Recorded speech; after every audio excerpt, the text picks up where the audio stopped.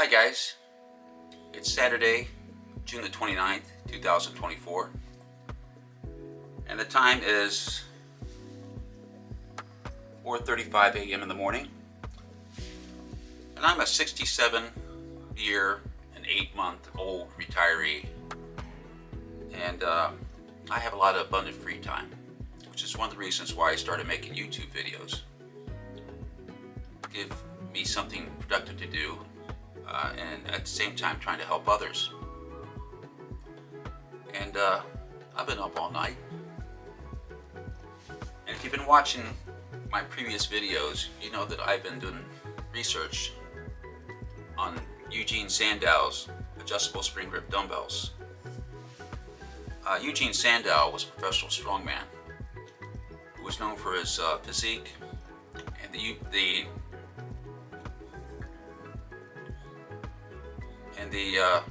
Sandow Trophy, which is given to each year's winner of the Mr. Olympia contest, is named after him.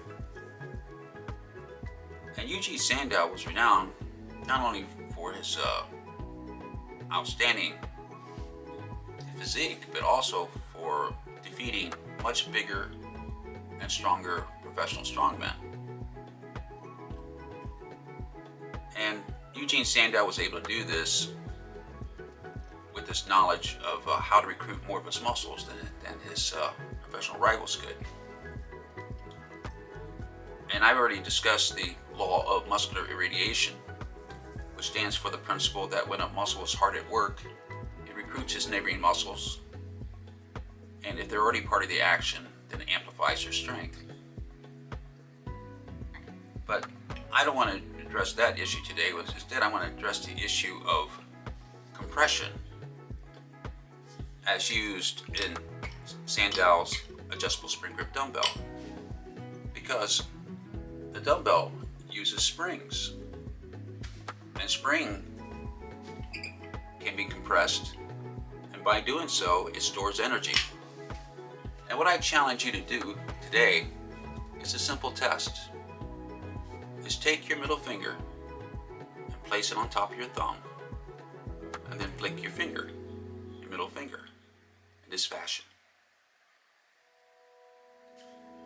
Now, after doing that, what I challenge you to do is to take your thumb and place it on top of your middle finger's fingernail and compress it, while at the same time compressing the middle finger against the thumb, so you have opposing forces. Compress it, then flick it.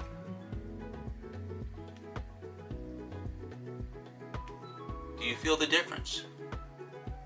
When you place the middle finger on top of the thumb and flick it, there's less force.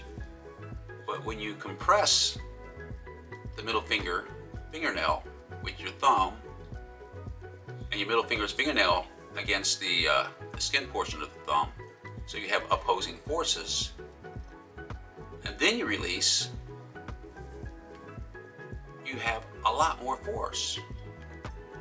And the reason why is because the compression is storing energy, and this is what's creating the explosive force.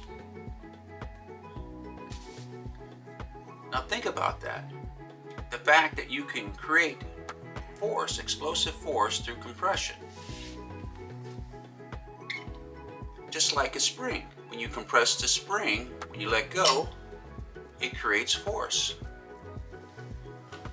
So how can you use this to generate more force? One example is like when you bench press. If you bring the bar just to your chest without trying to compress your muscles, tendons, and ligaments,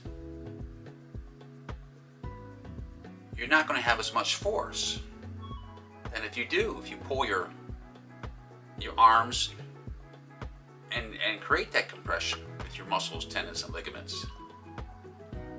The idea is to use compression to generate force. And by releasing it quickly, it aids in the production of force. Now the same thing if you're in a martial arts or boxing. Okay, you keep your hands relaxed because you want to generate speed. You keep them in motion for the same reason, generate speed. But if you compress your arms, now you're creating stored energy. And you're going to have much more force than if you just keep your hands in front of you and just try to flick it out. Like a jab.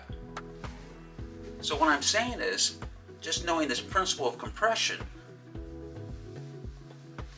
can create more force, which will give you a harder punch. Now think about that. Remember the finger principle, where you have the opposing forces creating stored energy.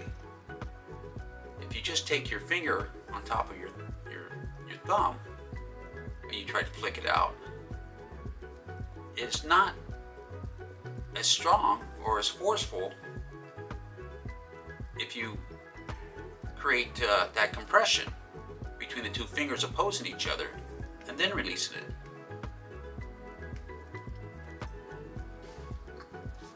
So try this out on yourself.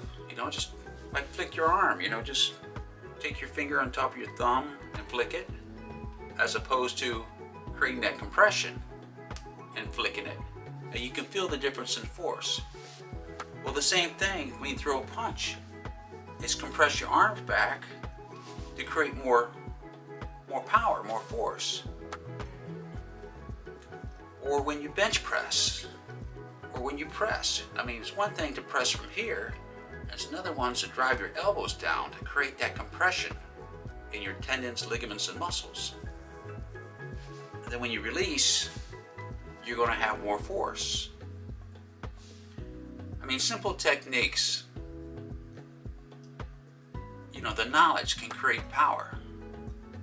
For instance, if you squeeze your armpits, you can feel your upper body tightening and compressing. Or when you squeeze your glutes, when you bench press. Or when you squeeze your sphincter muscle. If you squeeze your abdominal muscle, if you take your belly button and you compress inward, you can feel that stored energy. If you root your feet to the ground, like when you squat, you're creating stored energy. And when it's released, it creates force. It creates power. I find grip compression and compression itself to be an interesting topic, and how compression can increase strength. Now that I'm older, I'm interested in learning how to at least retain my strength, if not to get stronger. I'm not trying to be the strongest guy out there, but just knowing these techniques, that there are techniques that can make you stronger. For instance, if you put an arch underneath your back by scooting your butt as close to your shoulder blades as possible, you create a biomechanical leverage advantage, which will enable you to lift more weight. And just even knowing the simple principle of how to create explosive strength is something that I find has potential benefit for me. If nothing else, if I'm ever attacked on the streets of Cleveland by some thug, which I've been attacked before, in the past, my knowledge and skill has been more than enough to deal with attacks. And the same thing in prisons. I worked in prisons for 35 years. And my firm belief is knowledge is power.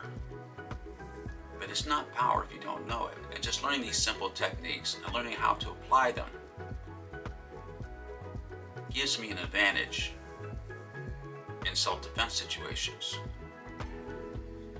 But I'm not doing this for self-defense, because it's easier just to buy a gun, and I don't need to buy guns because I have plenty of them. But it is something that I just find intriguing. It's something I want to explore. Like I said, I don't know if if I'm just wasting my time making these videos. Perhaps I am. But I think that this is an interesting topic, and I think other people might be interested in this same thing, learning how to become stronger by using knowledge, using the brain, as Eugene Sandow said.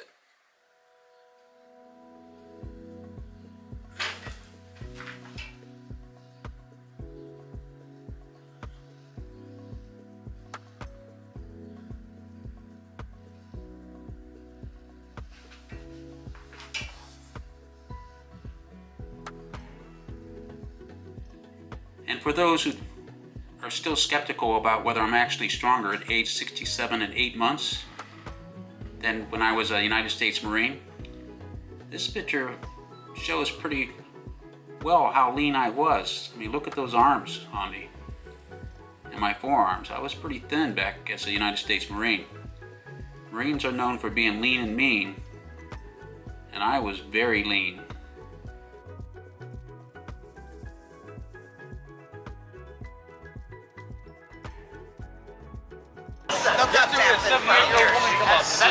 See here? He's allowed to be forced in and playing a flexible weight ladder. 21? Who has the mission of keeping these aircraft flying? 22? 10 years of military experience. Their expertise results in 23? aircraft possible for the Golden Knights. The C-140 24? aircraft used by the Golden Knights. One more. Medium range twin turbo prop passenger plane modified 25.